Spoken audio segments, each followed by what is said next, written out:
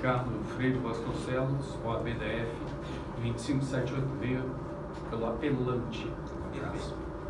Certo? O caso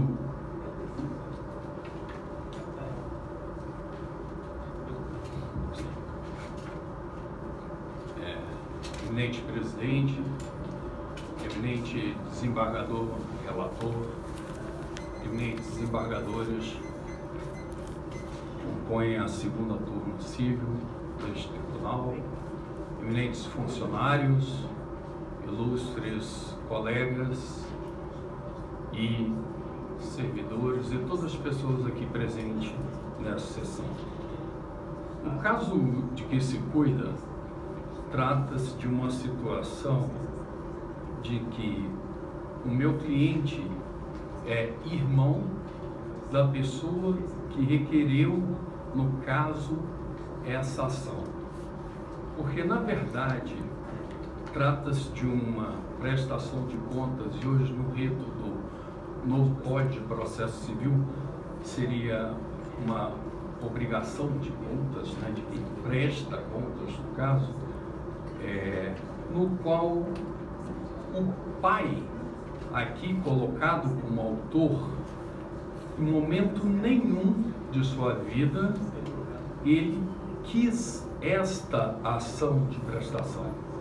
É importante frisar que nos autos existe uma gravação de folha 55 com um pendrive com toda a transcrição da conversa do pai para com o filho, dizendo que nunca, hipótese nenhuma na vida dele, ele teria assinado qualquer procuração para que processasse o próprio filho. Até porque nos autos existe a procuração civil, procuração para alienar, vender bens, fazer gerência de situações do dia a dia, porque ele é um senhor idoso na época, hoje já falecido, infelizmente. Mas essa procuração já existia, pasme, desde 2010. Já existia essa procuração com esses poderes. E aí, o que ocorreu? Houveram fatos em relação a coisas pessoais entre esses dois irmãos, lamentavelmente brigas pessoais, no qual o meu cliente, que eu não quero declinar o nome, até porque trata-se de filho de um falecido desembargador, uma pessoa muito nobre aos tribunais desse país, né? Ele simplesmente chegou tanto ao pai quanto à própria irmã, essa que está por trás dessa ação, porque não teria legitimidade na época, e depois vou para a parte que diz respeito à legitimidade civil para o fato, chegou e falou: olha, eu sacarei para inclusive proteção da minha futura herança R$500 mil da conta. Isso com autorização, com procuração para gerência de bens, dada por seu pai, que está nos autos. Essa procuração data do ano de 2010. Esses fatos ocorreram no ano de 2016, né? Nesse caso, retirado com autorização do pai, colocado em sua própria conta, e nunca negou isso. Em 20 de 6 de 2010, essa procuração, em 26 de 4 de 2016, ou seja, 6 anos depois, com poderes válidos, ele retirou e guardou. E o dinheiro está lá até hoje, nunca negou, está no imposto de renda dele. Isso, ou seja, já prestou conta ao pai dele. Nunca deixou de ter zelo pelos bens de seu pai enquanto vivo. Porém, para surpresa do mesmo, em 29 de 4 de 2016, ou seja, 3 dias depois, a irmã, usando da procuração que o pai deu, civil, procuração civil, não a judícia, revogou os poderes do irmão. Olha o que se tem nessa situação. Não se trata de uma pequena e rápida prestação de contas. Estamos falando da ilegalidade de atos processuais que vieram antes desse fato. Revogou os poderes do irmão civil e o que fez? Contratou um advogado em nome do pai, assinando pelo pai, como se fosse o pai processando o irmão. E o mais absurdo, meses depois, interditou o pai. Entrou com a ação de interdição, na verdade. Ora, por quê? Porque ela sendo curadora do pai, ela teria os poderes para poder atuar contra o irmão. Mas isso foi posterior a esses atos. E o saque que seu irmão fez estava com poderes para fazer. Não havia nenhuma ilicitude, nenhuma ilegalidade. Se havia realmente direito de prestações de contas a seu pai, realmente ele o fez.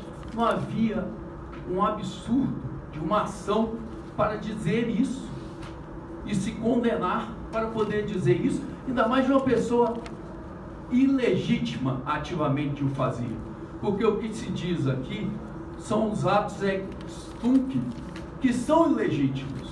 Por isso se contestou. Não era o fato de não pegar o dinheiro e devolver, por exemplo, para o espólio. Não é isso. É o fato de se usar do poder judiciário para fazer uma absurdidade dessas. Isso é totalmente ilegal.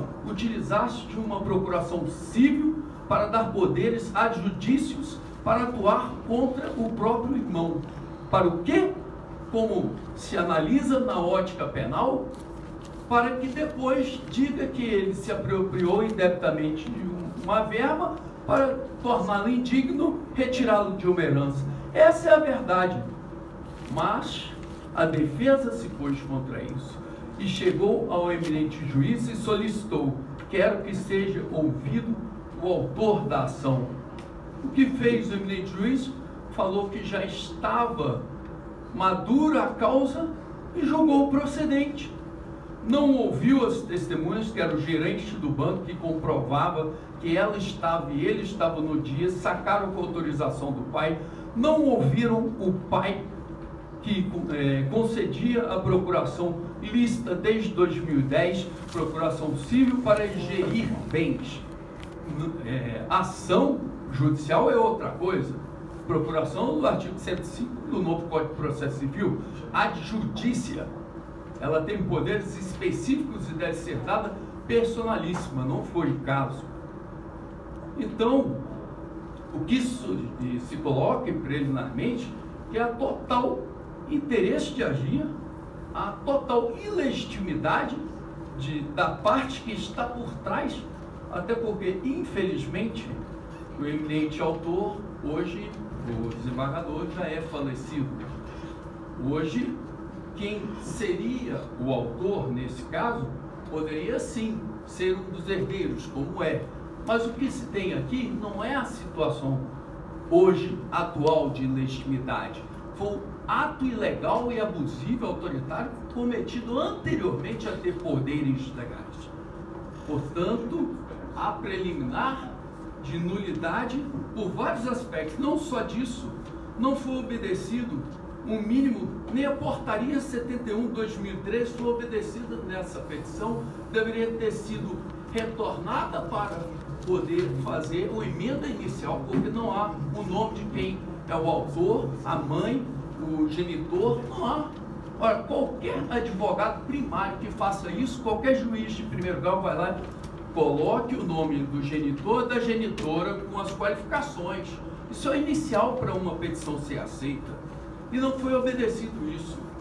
E nesse caso, não só isso, como foi dito, não haviam poderes, os poderes que foram dados eram cíveis, não eram judiciais, e mais, o juiz negou, houve um cerceamento absurdo de defesa, porque o próprio acusado queria que seu pai, autor, fosse lá e falasse: não tem poderes a ninguém para processar meu próprio filho. Isso está em folhas 52 dos autos, gravado a própria voz dele com o filho conversando durante mais de 10 minutos.